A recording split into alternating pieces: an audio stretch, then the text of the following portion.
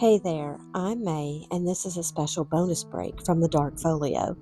Today we're opening a few more curious pages in the Greenbrier Ghost file. Those eerie folklore extras and lesser-known details that didn't quite make it into the main episode, but are too chilling not to share. So let's dive in. And in case you hear any background noise, well, we have a little bit of ambiance going on with a good thunderstorm in the background. Mary Jane Heaster wasn't just a grieving mother. She was a woman deeply rooted in Appalachian folk wisdom. People from that region in the late 1800s often relied more on home remedies and prayer than doctors. Mary Jane, by all accounts, was known locally for her intuition and faith.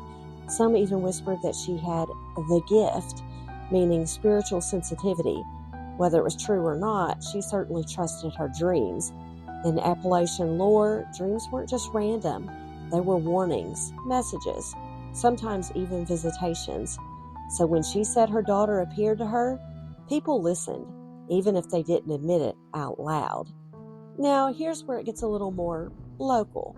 After Zona's funeral, some townsfolk claimed they saw flickering lights in the windows of the Shue home at night. Others reported hearing footsteps on the stairs, the same stairs where Zona's body was found. There's even a lesser-told tale that animals, mostly chicken and a neighbor's mule, refused to go near the house for weeks after the burial. Some say they bolt or make strange sounds when led near the property. Another eerie tidbit: years later, a young girl claimed she saw a woman in a long dress standing by Zona's grave. She said the woman looked sad but peaceful. When she turned to tell someone, the woman was gone.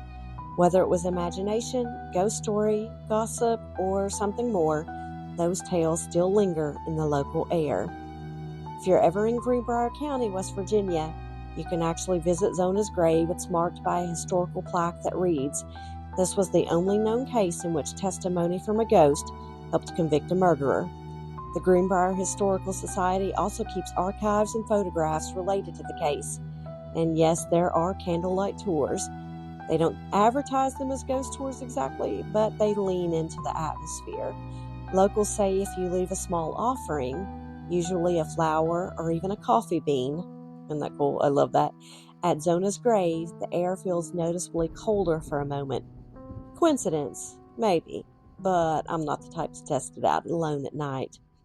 What I love most about the Greenbrier ghost story is that it lives in the overlap between fact and folklore, grief and justice. Whether or not Zona truly returned, well, her mother's love kept our story alive and made history in the process. That's the power of folklore. It preserves not just what happened, but how it felt.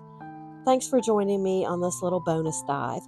If you haven't heard the full Greenbrier Ghost episode yet, go check it out. It's one of my favorites. Until next time, I'm May.